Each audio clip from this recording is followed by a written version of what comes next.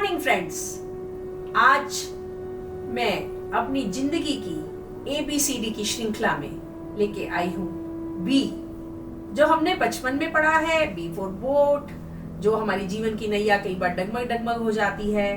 B for ball, कई बार जिंदगी की बॉल हमारी सारी गिल्लियां उड़ा देती हैं। तो मैं आपको आज जो बी का वर्ड बताने जा रही हूँ, बिलीव करिएगा, अगर वो वर्ड आप अपने जीवन में उतारेंगे तो आपकी जीवन सुचारू रूप से चलेगा। और वो वर्ड है बैलेंस, संतुलन। कि जीवन में बैलेंस कितना जरूरी है। हर चीज हमारे को जीवन में जरूरी है, पर वो बैलेंस में होनी चाहिए। कहते हैं ना, अति का भला ना बोलना, अति का भले ना चुप, अति का भला ना बरसना, अति की भली ना धूप। यानी कि किसी भी चीज की अति अच्छी नहीं होती, चाहे वह क्रोध है, चाहे वो अहंकार है, चाहे वो स्वाभिमान है, चाहे वो धन है। कभी कभी स्वाभिमान जब जरूरत से ज्यादा बढ़ जाता है तो वह अहंकार हो जाता है। कई बार जब धन जरूरत से ज्यादा बढ़ जाता है तो हम किसी को कुछ समझते नहीं है। कभी क्रोध जरूरत से ज्यादा हो जाता है तो हम लोगों की परवाह नहीं करते। तो ये बात मैं कहानी के माध्यम से आपके सामने लाना चाहती हूँ। ये कहानी शायद आप सभी ने बचपन में सुनी होगी, पर एक बार मैं फिर से आपको बताना चाहती हूँ। एक बार महात्मा बुद्ध किसी गांव में जा रहे थे। तो गांव का जो जाने का रास्ता था वो जंगलों के बीच में से होके जाता था। जब गांव वालों को पता लगा कि वहां से महात्मा बुद्ध जा रहे हैं, वो दौड़े दौड़े महात्मा बुद्ध के पास आए और बोले, महात्मा आप ये वाला रास्ता मत लीजिएगा। तो महात्मा बुद्ध ने हंसते हुए पूछा, क्यों? तो उन्होंने कहा, क्योंकि यहाँ पे एक विषैला सर्प रहता है और जो गांव वालों को डस लेता है और बहुत तंग करता है हमें। महात्मा बुद्ध हंसे और वो फिर अपने रास्ते चल पड़े। तभी वो थोड़ी दूर गए थे कि उनके पांव में कांटा सा चुभा।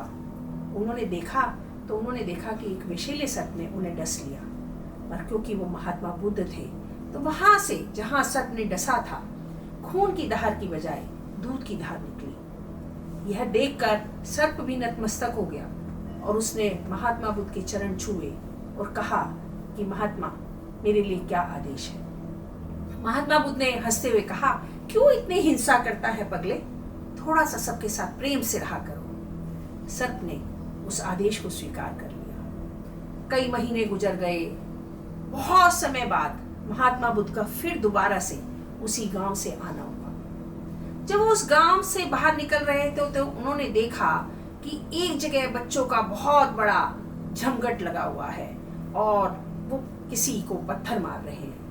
महात्मा बुद्ध ने झांक कर देखा कि एक सर्प बड़ी अर्ध मृत अवस्था में पड़ा हुआ है और बच्चे उसे तंग कर रहे हैं। महात्मा बुद्ध ने उन बच्चों को हटाया।